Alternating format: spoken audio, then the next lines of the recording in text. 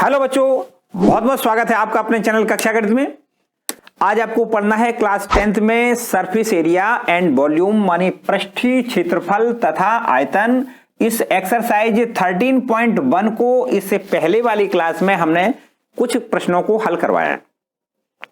1 से 5 तक वहां पर हमने प्रश्न कंप्लीट करवाए थे और बचे हुए शेष प्रश्नों को आज यहां पर आपको कंप्लीट करना है। और यदि बाय द वे आपने उस वीडियो को नहीं देखा है जो 1 से 5 तक हमने आपको प्रश्न करवाए हैं, उस वीडियो को अगर आपने नहीं देखा है तो आई बटन दबा के उस वीडियो पे जाके और उसको आप कंप्लीट कर लें। ठीक है, परीक्षा में यहां से जरूर एक प्रश्न पूछा जाता है, इसलिए आपको कंप्लीट करना है। शेष बचे हुए प्रश्न यहां पर हम कंप्लीट करवा देते हैं। तो चलिए देखते हैं प्रश्न।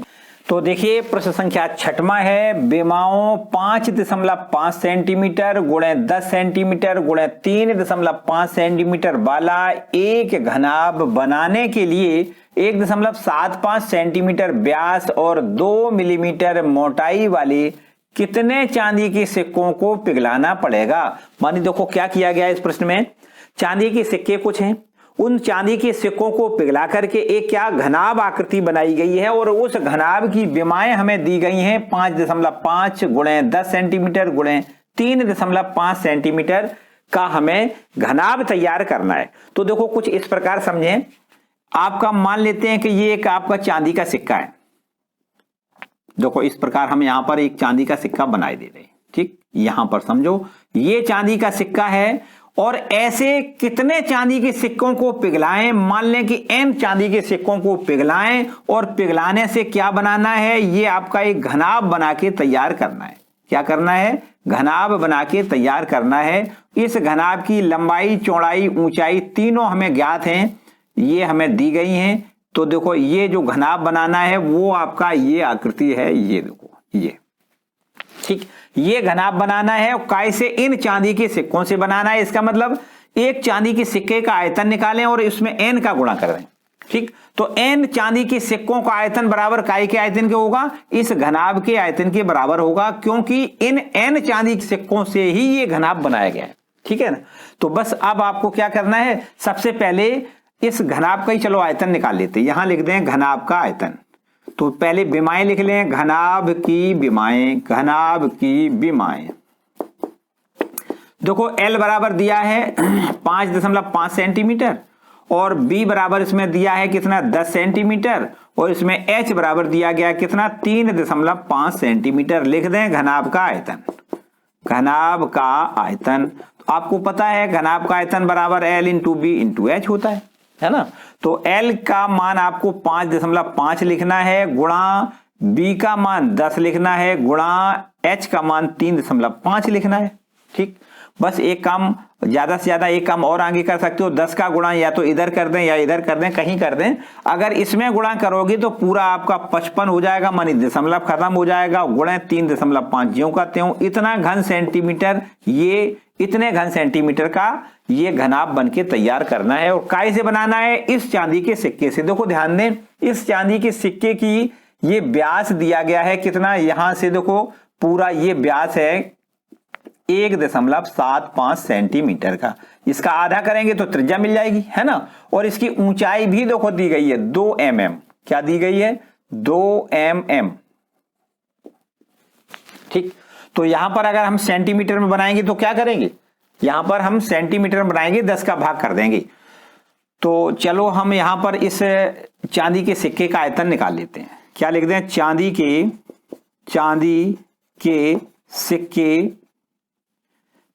के सिक्के का व्यास पहले दिया गया है कितना 1.75 सेंटीमीटर। इसकी त्रिज्या कितनी हो जाएगी, 1.75 बटे 2 हो जाएगी। इसकी ऊंचाई देखो कितनी हो जाएगी, H बराबर देखो दिया है 2 मिलीमीटर है। अगर सेंटीमीटर में बनाना है तो क्या कर दें, 10 का यहां पर भाग दे दें तो ये हो जाएगा इतने सेंटीमीटर। ठीक है, 2/10 सेंटीमीटर हो जाएगा। अब हमें इस चांदी के सिक्के का आयतन निकाल लेना है। देखो यहां लिख दें चांदी के सिक्के का आयतन।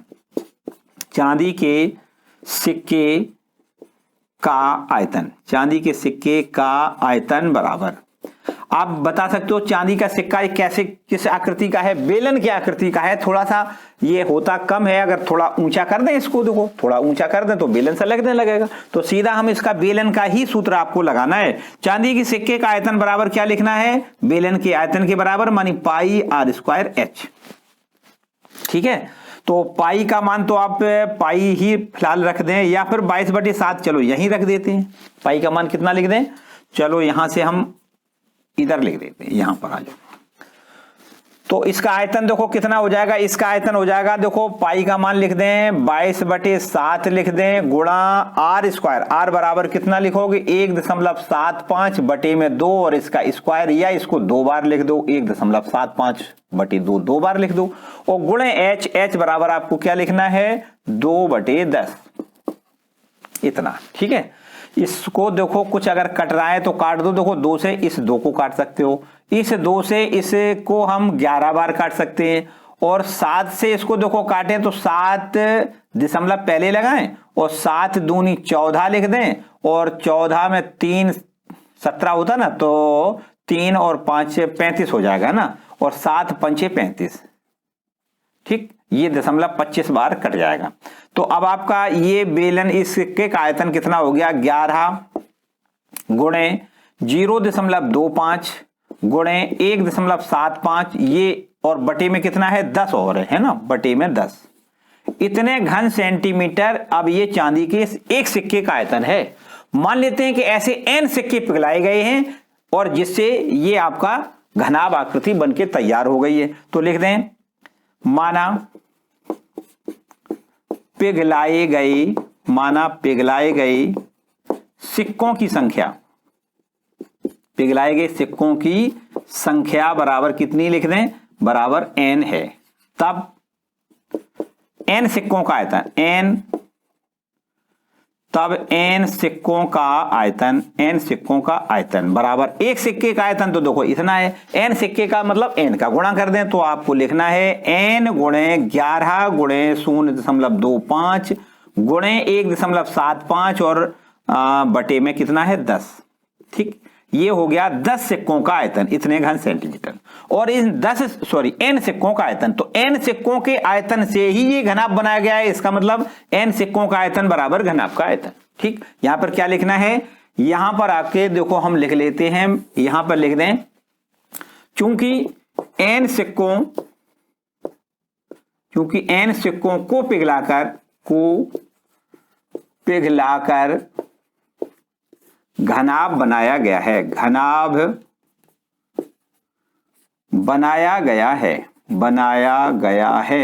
n सिक्कों को पिघलाकर घनाभ बनाया गया है। अतः लिख दें n सिक्कों का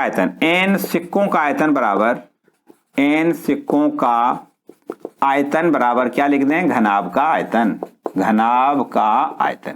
ठीक, तो देखिए n सिक्कों का आयतन तो आपका लिखा है कितना, n गुणे 11 गुणे 0.25 गुणे 1.75 और बटे में कितना है 10, और बराबर में लिखेंगे घनाभ का आयतन, और घनाभ का आयतन तो सामने लिखा है कितना 55 गुणे 3.5। ठीक, अब बस n का मान निकालना है, तो देखो 10 यहां पर है तो इसको तो गुणा में ले जाओ, बाकी भाग में ले जाओ, तो n बराबर हमारा हो जाएगा कितना 55 गुणे 3.5 गुणा में 10 कर दें, ये 10 इधर पहुंचेगा है ना गुणा में, और बाकी इधर 11 का भाग हो जाएगा, 0.25 का भाग हो जाएगा और 1.75 का भाग हो जाएगा। ठीक, इसको कैलकुलेट कर लें, समझो आंसर आ गया। देखो 11 एकम 11 और 11 पंचे 55 मानी 5 बार तो ये कट गया है ना।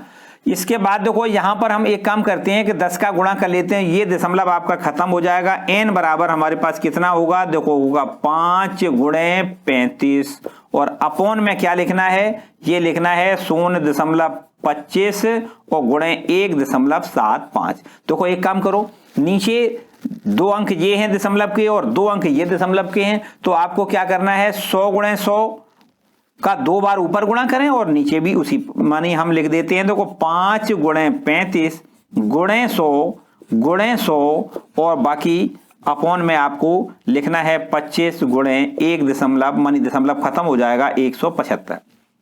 देखो नीचे गुणा करोगे तो दशमलव यहां खत्म, यहां भी दशमलव खत्म, लेकिन ऊपर 10 का 100 का गुणा करोगे और यहां भी 100 का, ठीक है ना। तो इस प्रकार अब आपको काटना है, बस आंसर हो जाएगा। देखो 5 से इसको पहले काटो, 5 से काटो, चलिए यहां ना काटें बल्कि इसको पहले काट देते हैं। 5 से 25 से काटें, 25 चौको 100, ठीक, और 25 से इसको काटें, देखो 25 चौको 100 और ये हो जाएगा 25 सत्ते पौने 200 मानी 175, ठीक है। 7 बार ये कटा है। अब देखो 7 से इसको काटो तो 7 एकम 7 और 7 पंचे 35, क्लियर हो गया। बस इनका सबका गुणा कर दो, आंसर आ जाएगा 5 पंचे 25, 25 चौको 100 और 100 चौको 400। चांदी की 400 सिक्कों को पिघलाना पड़ेगा, तब इस आकृति का आपका घनाभ बनके तैयार होगा, ठीक है। क्लियर हो गया। फिर से समझ लो एक बार, आपको क्या करना है, सबसे पहले घनाभ का आयतन निकालना है। जो घनाभ हमें बनाना है उसका आयतन कैसे निकालोगे, L into B into H, जबकि L B H के मान दिए गए हैं। ये हमारा घनाभ का आयतन हो गया। इसके बाद चांदी के सिक्के का हमें व्यास दिया गया है, उसका आधा करेंगे तो त्रिज्या मिल जाएगी। उसकी मोटाई दी गई है, मोटाई मानी इसकी ऊंचाई, ये mm में दी गई है, मिलीमीटर में। अब इसको सेंटीमीटर में बनाना है तो 2/10 मानी 10 का हमें भाग कर देना है। अब चांदी के सिक्के का आयतन मानी बेलन वाले आयतन का फॉर्मूला लगाना है, पाई आर स्क्वायर एच लिखना है। पाई का मान आपको देखो 22/7 लिख देना है। आर का मान यही लिखना है, कितना, 1.75/2, इसका स्क्वायर है इसलिए 2 बार लिख दें, और गुणे में एच बराबर 2/10 लिख दें। इसको कैलकुलेट करें तो इस तरीके से ये इसका आयतन आ जाएगा, एक चांदी के सिक्के का आयतन। और यहां पर मान लिया कि इस प्रकार के n सिक्के हैं जिनको हमें पिघलाना है, तो n सिक्कों का आयतन बराबर कितना हो जाएगा, इसी में हमने n का गुणा कर दिया, और इस n सिक्कों के आयतन से ही ये आपका घनाभ बनाया गया है, इसलिए इनको हमें बराबर कर देना है। देखो लिख दिया है, क्योंकि n सिक्कों को पिघलाकर घनाभ बनाया गया है, अतः n सिक्कों का आयतन बराबर घनाभ का आयतन। बस बराबर बराबर करके और आपको फिर कैलकुलेट करके हल कर लेना है। तो n का मान कितना, 400 आएगा, मानी 400 चांदी के सिक्के को पिघला करके आपका ये घनाभ बनाया गया है। क्लियर हो गया, कोई डाउट तो है नहीं। चलिए नेक्स्ट क्वेश्चन देख लेते हैं। देखिए प्रश्न संख्या 7 लिखा है, 32 सेंटीमीटर ऊंची और आधार त्रिज्या 18 सेंटीमीटर वाली एक बेलनाकार बाल्टी रेत से भरी है। इस बाल्टी को जमीन पर खाली किया जाता है और इस रेत की एक शंक्वाकार ढेरी बनाई जाती है। यदि शंक्वाकार ढेरी की ऊंचाई 24 सेंटीमीटर है तो ढेरी की त्रिज्या और तिर्यक ऊंचाई ज्ञात कीजिए। देखिए बहुत आसान प्रश्न है। आपसे ये कहा गया है कि एक है आपकी बाल्टी, ये बेलनाकार आकृति की बाल्टी है और इसमें रेत भरा हुआ है, पूरी रेत से भरी हुई है। ये बाल्टी रेत से पूरी भरी हुई है, बेलनाकार बाल्टी ये पूरी रेत से भरी है। इस तरीके से यहां पर आपको दिया गया है इसमें कि ये जो बाल्टी है वो कितनी ऊंचाई की, कितनी आधार त्रिज्या की। देखो 32 सेंटीमीटर ऊंचाई है इस बाल्टी की, ये देखो है 32 सेंटीमीटर, ये इसकी ऊंचाई है, ठीक है। और इसकी आधार त्रिज्या है कितनी, 18 सेंटीमीटर। ये देखो 18 सेंटीमीटर आधार त्रिज्या की ये बाल्टी है और रेत से पूरी भरी है। इसकी रेत को क्या किया गया है, जमीन पर उलट दिया गया, खाली कर दिया गया है ना। तो जो इसमें रेत है उसका आयतन काय के बराबर हो जाएगा। ये रेत जो जमीन पर उलट दी गई है और जमीन पर उलटने से क्या किया गया है, एक शंक्वाकार ढेरी के रूप में इसको रेत को इकट्ठा कर दिया गया है। इस तरीके से देखिए, इस तरीके से ये शंक्वाकार ढेरी बना दी गई, जमीन पर उलट के यूं ऐसी उल्टी तो यूं, ठीक है ना। तो ये आपसे कहा गया है कि इसकी जो उलट के ढेरी शंक्वाकार ढेरी बनाई गई है उसकी ऊंचाई कितनी है, 24 सेंटीमीटर। ये देखो 24 सेंटीमीटर दी गई है, 24 सेंटीमीटर इसकी ऊंचाई हो गई। और इसकी आधार त्रिज्या कितनी होगी, तिर्यक ऊंचाई कितनी होगी, ये आपसे पूछी गई। आधार त्रिज्या r मान लें और तिर्यक ऊंचाई l मान लें, जो कि हमसे पूछी गई है। ये भी देखो पूछा गया है, r का मान और l का मान। क्लियर, समझ में आ रहा होगा बिल्कुल। इस रेत को ये शंक्वाकार ढेरी बनाया गया है, इसका मतलब ये कि इसका आयतन बराबर इस शंक्वाकार ढेरी का आयतन। ठीक, यहां से सबसे पहले हम बेलन का आयतन निकाल लेते हैं और बेलन का आयतन काय के बराबर लिखेंगे, शंक्वाकार ढेरी के आयतन के बराबर। ठीक है, तो सबसे पहले देखो बेलन की त्रिज्या और ऊंचाई जो दी गई है उसको लिख लें। बेलन की ऊंचाई इसको h लिखना है और लिख दें कितना, 32 सेंटीमीटर। और इसी की त्रिज्या देखो कितनी है, इसकी त्रिज्या r बराबर दी गई है 18 सेंटीमीटर। अब आपको लिखना है बेलनाकार बाल्टी में भरी बालू या रेत लिखते हैं ना, जो लिखा है वही लिखें, रेत का आयतन, रेत का आयतन। बताओ इसमें जो रेत भरी है उसका आयतन क्या हो जाएगा, पाई आर स्क्वायर एच। ठीक, बराबर पाई अपनी जगह बना रहने दें, आर स्क्वायर, आर का मान आपको लिखना है 18, 18 का स्क्वायर इंटू एच बराबर कितना लिख रहे हैं 32। इतना घन सेंटीमीटर ये बालू इसमें आएगी।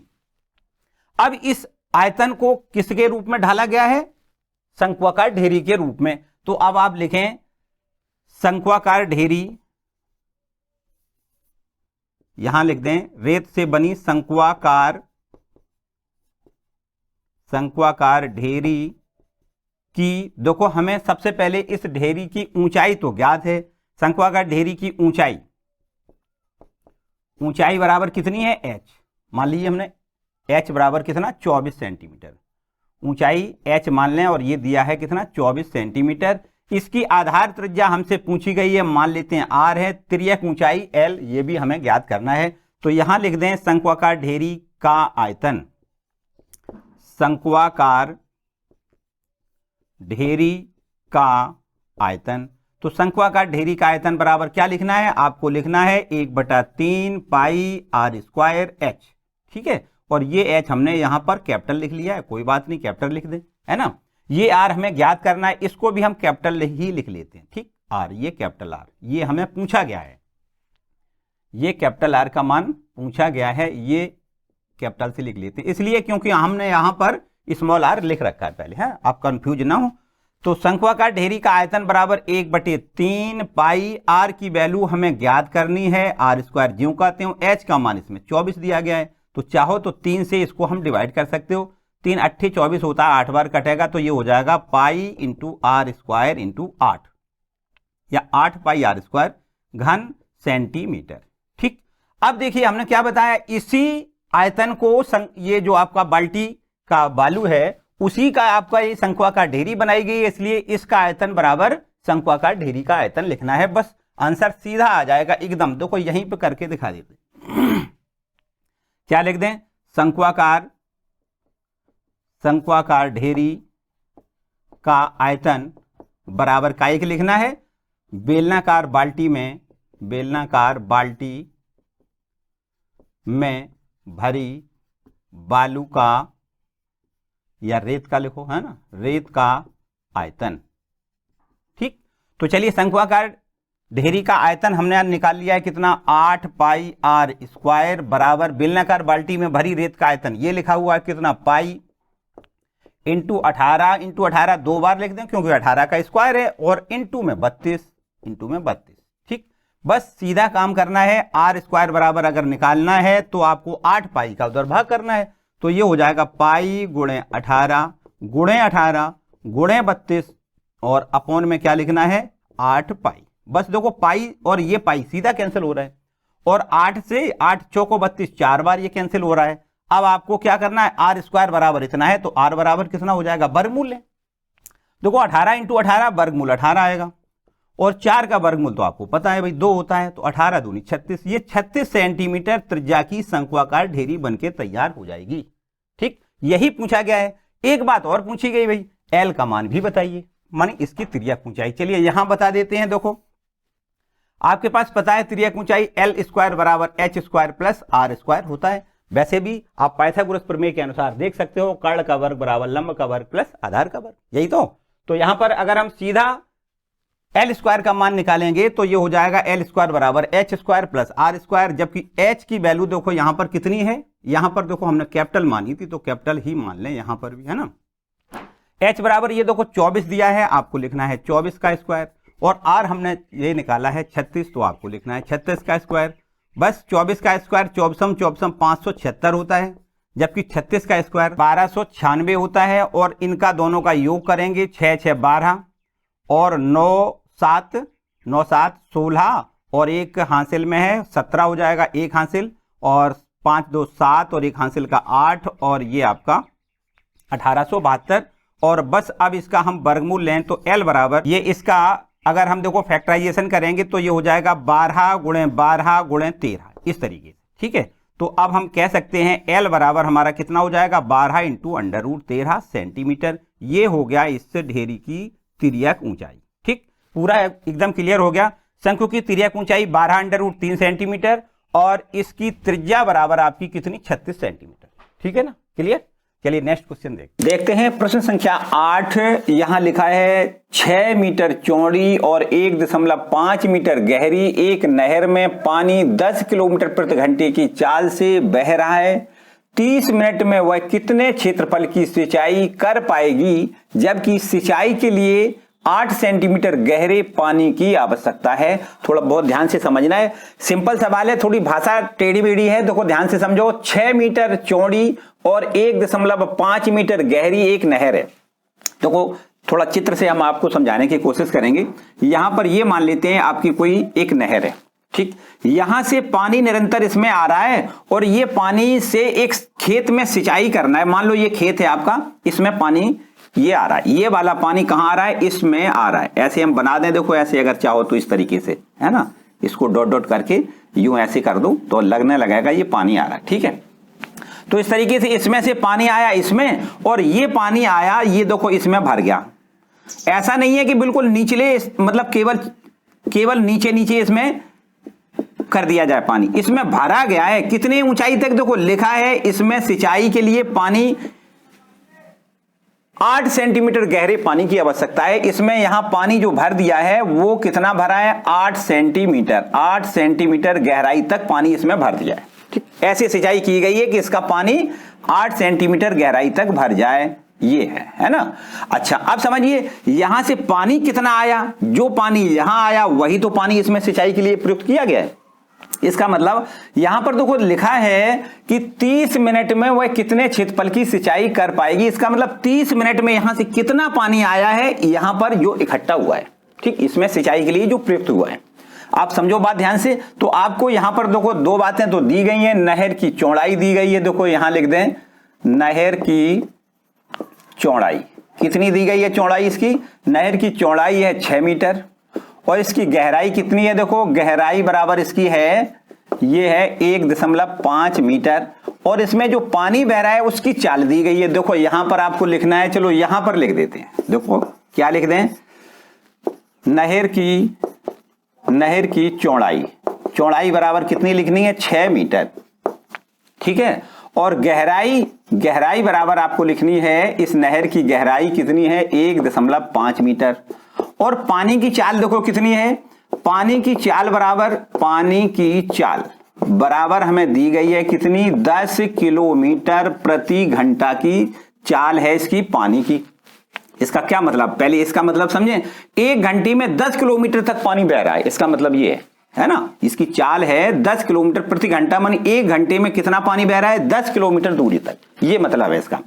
तो चलिए देखो यहां पर हम इसको इस प्रकार लिख दें, 10 गुणे किलोमीटर, चूंकि यहां पर मीटर है तो इसको मीटर में कन्वर्ट करोगे, 1000 का गुणा कर दें और अपॉन में एच मानी प्रति किलोमीटर, सॉरी मीटर प्रति घंटा। अब ये हो गया, बराबर में आपको लिखना है 10, 1 2 3 4 जीरो बढ़ाएं और लिख दें प्रति घंटा, मतलब 1 घंटे में इतना पानी, इतने लंबाई तक पानी बह रहा है। आपसे पूछा गया आधे घंटे में कितना बहेगा, यही तो है ना। तो आपको आधे घंटे में निकालना है, तो यहां लिख दें 30 मिनट मानी 1/2 घंटा, 1/2 घंटे में बहे पानी की लंबाई लिख दें सीधा, पानी कितनी लंबाई तक बह जाएगा, आधे घंटे में पानी कितनी लंबाई तक बह जाएगा। तो ये आपका हो जाएगा कितना, देखो 1/2 का इसी में गुणा कर दें, मानी 1/2 गुणे 1 2 3 4, है ना, 2 से इसको डिवाइड करेंगे तो ये हमारा हो जाएगा कितना, 5 1 2 3, इतने मीटर लंबाई तक पानी बहेगा कितने देर में, आधे घंटे में, ठीक। तो यहां से लिखें आधे घंटे में निकले पानी का आयतन, नहर द्वारा क्या लिख दें, नहर द्वारा 1/2 घंटे में निकले पानी का आयतन, आपको पता है आयतन बराबर क्या होता है, फॉर्मूला L × B × H, ठीक है ना। इसकी लंबाई तो देखो, पानी की लंबाई कितनी लंबाई तक आधे घंटे में पानी बहा है, वो 5000 मीटर तक पानी बहा है। बी बराबर देखो कितना है, बी मानी इसकी चौड़ाई है आपकी कितनी 6 और इसकी गहराई मानी एच ये कितना है 1.5। ठीक है, बराबर में इसका आयतन हो जाएगा देखो कितना, ये 15 छक्का 90 मानी 9 हो जाएगा, मानी आपको 9 पंचे 45 और 45 पर आपको 1 2 3 जीरो बढ़ा देनी, इतने घन मीटर आपका आयतन हो जाएगा। इस आयतन से सिंचाई की जा रही है इस खेत की। ठीक है ना, तो आपको लिखना है देखो इस आयतन से सिंचाई किए गए क्या खेत लिखा है या क्षेत्र लिखा है, क्या है, जब देखो कितने क्षेत्रफल की सिंचाई कर पाएगा, है ना। तो आपको लिखना है इस आयतन से सिंचाई किए गए क्षेत्र का आयतन। ठीक, इसमें देखो जो आपका ये खेत है उसमें वही पानी तो आ रहा है जो यहां से आ रहा है, तो इसका आयतन बराबर क्या हो जाएगा L into B into H. अब देखो H बराबर तो ये 8 सेंटीमीटर दिया गया है और L गुणे B बराबर क्या होता है, क्षेत्रफल ही तो होता है, क्षेत्रफल होता है L गुणे B। ठीक, खेत का क्षेत्रफल अगर निकालना है तो क्या, लंबाई गुणे चौड़ाई, और गुणे ये आपकी गहराई दी गई है, मानी H बराबर दिया है 8 लेकिन सेंटीमीटर में है, इसको मीटर में बनाएं, 8/10 लिख दें। तो ये आपका हो जाएगा इतने घन मीटर इसमें पानी आया, और कहां से आया, नहर से आया, इसका मतलब ये आयतन बराबर इसके लिख दें, काम हो जाएगा। आपको देखो लिखना है, अतः क्या लिख दें, यहां पर हम शॉर्ट में ही लिख देते हैं, लिख दें क्षेत्रफल और गुणा में लिख दें कितना 8/10 और बराबर में लिख दें आपको कितना लिखना है 45 पर 000 1 2 3।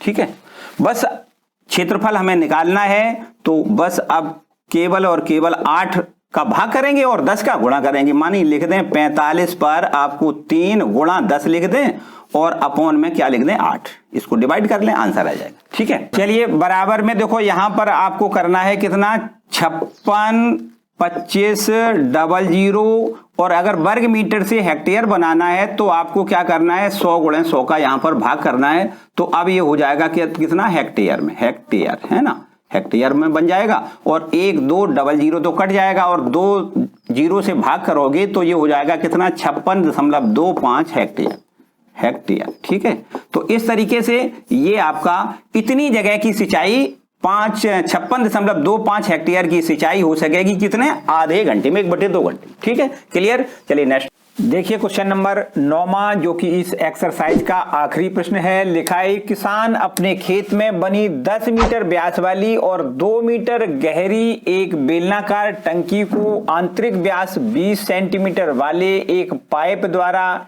एक नहर से जोड़ता है। यदि पाइप में पानी 3 किलोमीटर प्रति घंटे की चाल से बह रहा है तो कितने समय बाद टंकी पूरी भर जाएगी, आपसे ये पूछा गया। देखो ध्यान से थोड़ा समझें, बहुत ध्यान से समझें। लिखा है किसान अपने खेत में बनी 10 मीटर व्यास वाली और 2 मीटर गहरी एक बेलनाकार टंकी उसने खेत में बना रखी। देखो क्या किया, नहर से पानी आ रहा और उस नहर से जो पानी आ रहा है उस पानी को उसने अपने खेत में एक टंकी बना रखी है, उसमें इकट्ठा कर किया है। देखो ये बेलनाकार टंकी इस तरीके से यहां पर खेत में उसने बना रखी है, क्योंकि उस पानी से वो सिंचाई या और किसी उपयोग में लाना चाह रहा है, तो यहां पर उसने एक टंकी बना रखी है। देखो ये आपकी मान लो ये जमीन है, नीचे खोद के उसने टंकी बनाई है, ये पानी की टंकी बनाई है। अब यहां से उसने क्या किया, इस टंकी को भरने के लिए एक पाइप इसमें लगा दिया। क्या किया है, पाइप यूं ऐसे इसमें जोड़ दिया, ये देखो इस तरीके से। ठीक, यहां से नहर से पानी आ रहा है इसमें, और इसमें एक पाइप से इसको कनेक्ट कर दिया है जिससे कि इसमें पानी आए और इसमें ऐसे भर जाए। ठीक, समझो पूरी बात, समझो बहुत ध्यान से। इस तरीके से इसने किया है। यहां पर इसमें कहा गया है कि जो टंकी है वो 10 मीटर व्यास की है, मानी इसकी त्रिज्या 10 का आधा कर दें तो 5 मीटर इसकी त्रिज्या है। ठीक है, इसमें 2 मीटर गहराई दी गई है, तो ये आपको कहनी है 2 मीटर की ये गहराई कहें या ये टंकी की ऊंचाई कहें, बात एक ही है। ठीक है ना, ये 2 मीटर गहरी नीचे टंकी बना दी गई है। अच्छा, अब इसका आयतन कितना होगा, जब ये पूरी भर जाएगी तो इसमें कितना पानी आएगा, सबसे पहले हमें ये निकालना है। तो यहां पर लिखें देखो यहां पर हमें क्या लिखना है, सबसे पहला काम तो करना है, लिखना है बेलनाकार टंकी का व्यास बराबर हमें दिया गया है, लिख लेते हैं 10 मीटर। उसमें अगर त्रिज्या की बात करी जाए तो त्रिज्या बराबर कितना हो जाएगा, 10/2 बराबर कितना, 5 मीटर। उसकी गहराई को एस से डिनोट कर दें तो ये है आपका 2 मीटर गहराई की टंकी है ये। अब इसमें लिख दें बेलनाकार टंकी में पानी का आयतन, इसमें कितना पानी आएगा ये हमें पहले ज्ञात करना है। तो इसका आयतन बराबर क्या हो जाएगा, पाई आर स्क्वायर एच। पाई तो फिलहाल पाई बना रहने दो, और आर का मान आपको 5 लिखना है, 5 का स्क्वायर लिख दें, और एच का मान 2 लिख दें। तो देखो 5 का स्क्वायर 25, और 25 में 2 का गुणा कर दें, 50 हो जाएगा। तो मानिए इसको लिखना है 50 पाई घन मीटर इसमें पानी आएगा। पूरी टंकी को भरने में 50 पाई घन मीटर पानी इसमें भर जाएगा। ठीक है, अब ये भरा कहां से, भरा वास्तव में इस पाइप से निकला हुआ पानी है, वही तो है। तो इस पाइप से निकला पानी है, पहले हम उसकी मात्रा निकालें। देखो इस पाइप से कितना पानी निकला, देखो इसका व्यास दिया गया है, समझो बात, इसमें दिया गया है 20 सेंटीमीटर व्यास वाला ये पाइप इसमें जोड़ा गया है, 20 सेंटीमीटर व्यास है। ठीक, यहां लिख दें पाइप का व्यास बराबर हमें दिया गया है कितना, 20 सेंटीमीटर। 20 सेंटीमीटर, या ये कहें कि त्रिज्या बराबर कितनी हो जाएगी, त्रिज्या बराबर इसकी हो जाएगी कितनी, 10 सेंटीमीटर।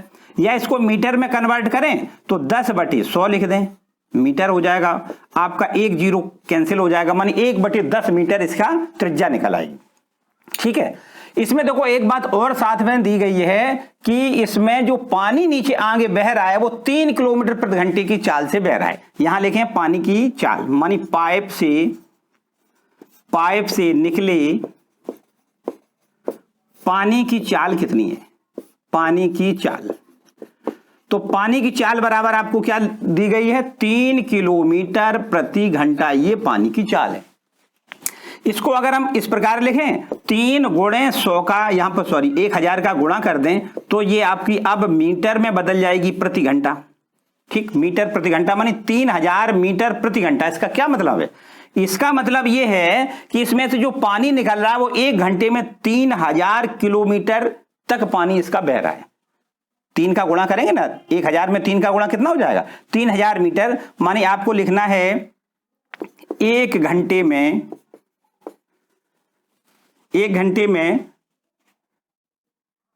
बहे पानी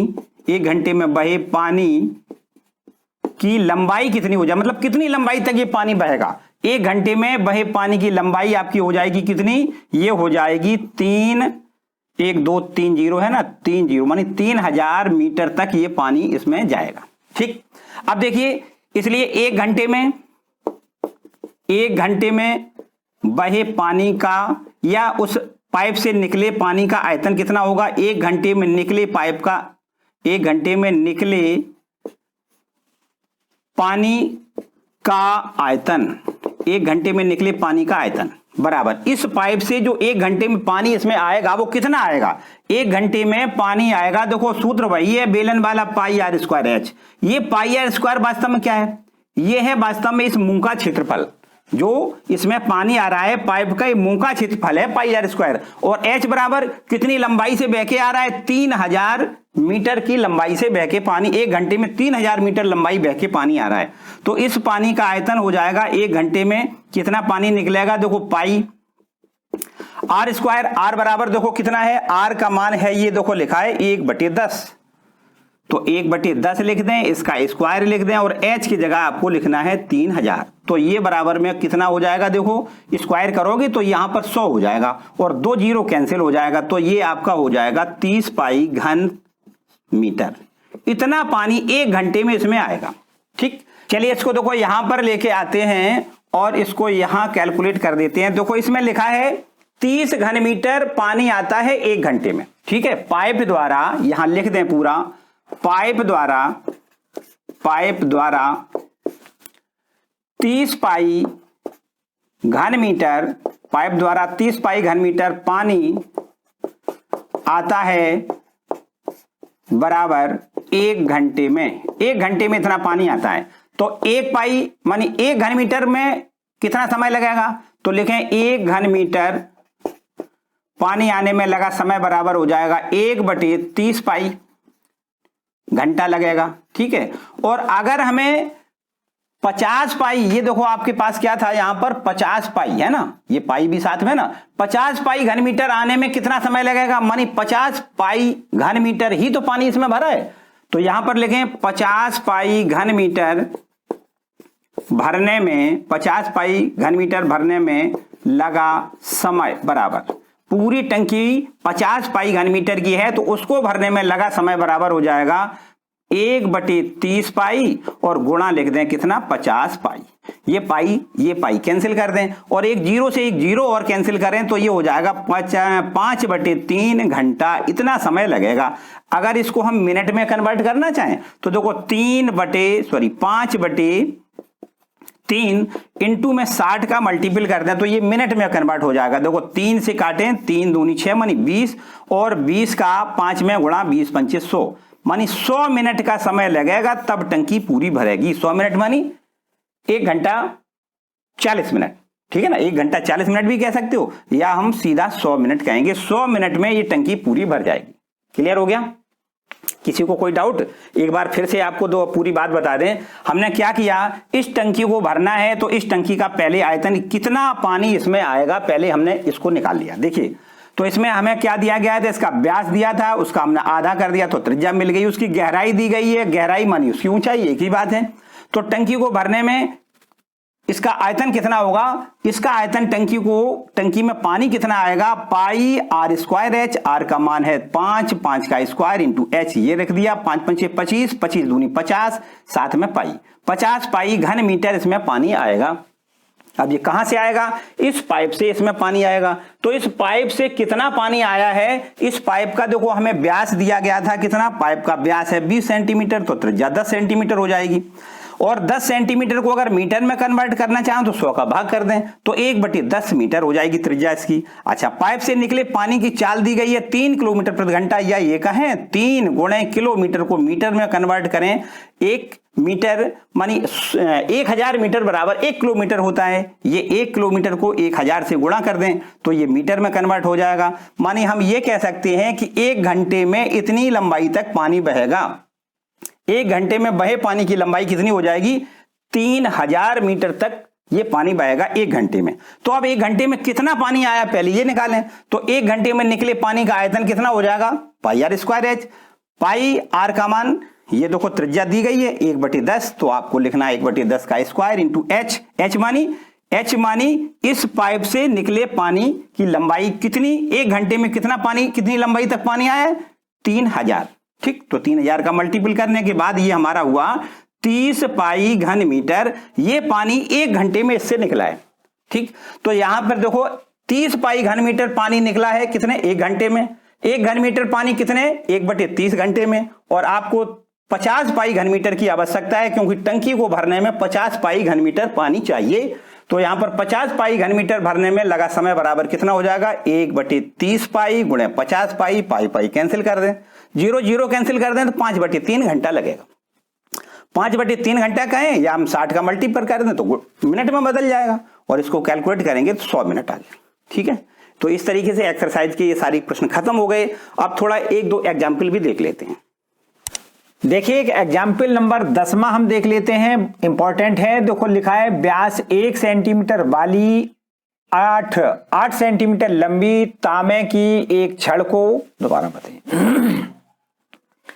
देखिए एग्जाम्पल नंबर हम 10वां एक और देख लेते हैं, थोड़ा इंपॉर्टेंट है। देखो लिखा है व्यास 1 सेंटीमीटर वाली 8 सेंटीमीटर लंबी तांबे की एक छड़ को एक समान मोटाई वाले 18 मीटर लंबे तार के रूप में खींचा या बदला जाता है। तार की मोटाई बताइए। देखो कुछ इस प्रकार का प्रश्न है, जैसे ये हमारा हमने बहुत एक्सरसाइज में भी ये इस प्रकार के प्रश्न करवाए हैं कि एक चीज को पिघला के जब कोई दूसरा ठोस बनाया जाता है तो उनके आयतन समान होते हैं। यहां पर एक ये छड़ है, तांबे के तार की छड़ है, उसका व्यास दिया गया है 1 सेंटीमीटर। ये व्यास है 1 सेंटीमीटर का और इसमें इसकी लंबाई दी गई है कितनी, 8 सेंटीमीटर। और इसको पिघला करके एक तार के रूप में इसको बनाया गया है। ये थोड़ा तार का मतलब ये कि ये थोड़ा लंबा बन जाएगा, पतला होगा। और ये आपको कहा गया है कि इस तार की कितनी मोटाई होगी, जबकि इसको खींच के लंबा जो किया गया है वो 18 मीटर लंबा तार बनाया गया। कितना? 18 मीटर। और 18 मीटर को अगर हम सेंटीमीटर में बदलें तो 1800 सेंटीमीटर कह सकते हैं। क्यों बदलें सेंटीमीटर में? इसलिए कि ये मापें हमारी सेंटीमीटर में दी गई हैं, इसलिए इसको भी सेंटीमीटर में कन्वर्ट करना पड़ेगा। अच्छा, इसकी ये हमें मोटाई पूछी। मोटाई मानी क्या होता है? व्यास होता है। तो इसका हमें व्यास ज्ञात करना है, जबकि इसका व्यास दिया गया है, इसका हम आधा करेंगे तो इसकी त्रिज्या मिल जाएगी। देखो यहां पर इसको सॉल्व कुछ इस प्रकार कर दें। देखो ये आपका जो तांबे का छड़ है, उस छड़ का व्यास हमें दिया गया है। छड़ का व्यास बराबर कितना है? 1 सेंटीमीटर। उसका त्रिज्या कितना हो जाएगा? 1/2 सेंटीमीटर। और यहां पर उसकी लंबाई कहें या ऊंचाई कहें, एक ही बात है, दी गई है 8 सेंटीमीटर। लिख दें छड़ का आयतन। छड़ का आयतन। तो ये आयतन ज्ञात करने के लिए कौन सा फॉर्मूला अप्लाई करोगे? बेलन के आयतन का, क्योंकि छड़ जो है वो बेलन के आकार की है, इसलिए आपको लिखना है छड़ का आयतन बराबर पाई r² h। पाई तो पाई बना रहने दो। देखो r का मान आपको 1/2 का स्क्वायर लिखना है, h का मान 8 लिखना है। तो ये हो जाएगा पाई गुणे 1/4 गुणे 8। 8 को इससे डिवाइड करोगे 2 बार, तो ये हमारे पास हो जाएगा कितना? 2 पाई घन सेंटीमीटर। इतना ये छड़ है, इसका आयतन। और इस आयतन को पिघला के क्या बनाया गया? एक तार बनाया गया है। तो आप लिखें पिघलाकर बनाए गए तार का आयतन। इस छड़ को पिघलाकर बनाए गए तार का आयतन बराबर, देखो कितना हो जाएगा? इस तार का आयतन बराबर इसका आयतन हो जाएगा पाई r²। देखो बात वही है, बिल्कुल सेम, पाई r² h। ठीक, h बराबर तो आपको 180 सेंटीमीटर लिखना है। देखो सॉरी 1800 सेंटीमीटर लिखना है, क्योंकि 18 मीटर लंबाई का तार बनाया गया है। तो h तो आपका सीधा दिख रहा है, तो पाई बना रहने दें। r² ये हमें ज्ञात करना है, h का मान लिख दें कितना? 1800।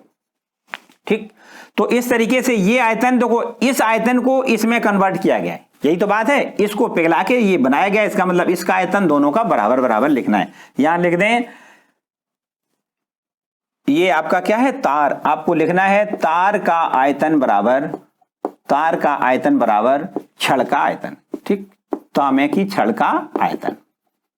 बस इतना काम कर दें, हो जाएगा काम। देखो कितना? पाई इंटू में r² इंटू में 1800 बराबर में छड़ का आयतन आपने पहले देखो निकाल रखा है कितना? 2 पाई। पाई से पाई आपको कैंसिल करना है और यहां भाग कर दें तो r² बराबर हो जाएगा 2/1800। ठीक है, इसको 2 से अगर डिवाइड कर दें तो r² बराबर 1/900 हो जाएगा। वर्गमूल लें तो r बराबर 1/30 हो जाएगा। ठीक है ना, 1/30।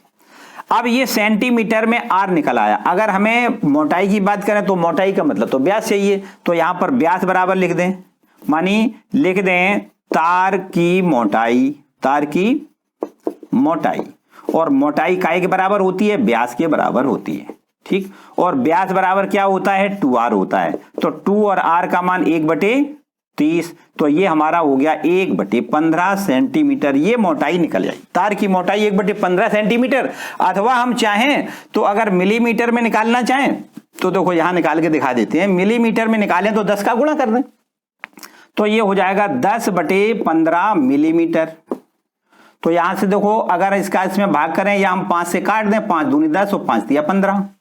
ठीक है ना, तो अब ये देखो दशमलव हो जाएगा, 20 हो जाएगा, 3 6 18, फिर 2 हो जाएगा, 3 6 18 या 3 7 21, ऐसे कर दो। इतना मिलीमीटर लगभग इतनी मोटाई का आपका 0.67 मिलीमीटर लंबाई का मोटाई का ये तार बनके तैयार हो जाएगा। ठीक है, सारे प्रश्न लगभग इसी प्रकार की इस एक्सरसाइज के थे। एक चीज को पिघला के दूसरी चीज बनाई गई है। जब एक ठोस को पिघला के दूसरा ठोस बनाया जाएगा तो निश्चित रूप से उसके आयतन समान होते हैं। ठीक है, और इसी रूल पर हमने आपके पूरे लगभग एक्सरसाइज के सवाल कंप्लीट करवाए। ठीक है, तो इस एक्सरसाइज में जो एग्जाम्पल और थोड़े दिए गए हैं उनको आपको और कंप्लीट करना है, अपनी बुक से देख के उनको कंप्लीट कर लें। और फिलहाल आज आपका ये वीडियो यहीं समाप्त होता है। आज का ये वीडियो आपको कैसा लगा मुझे कमेंट करके जरूर बताओ। अगर वीडियो अच्छा लगा है तो इसको लाइक जरूर कर दें, अपने दोस्तों के साथ शेयर करें, चैनल पर नए आए तो चैनल को सब्सक्राइब करें और बेल आइकन जरूर दबाएं जिससे आने वाली वीडियो का नोटिफिकेशन आपको सबसे पहले मिले।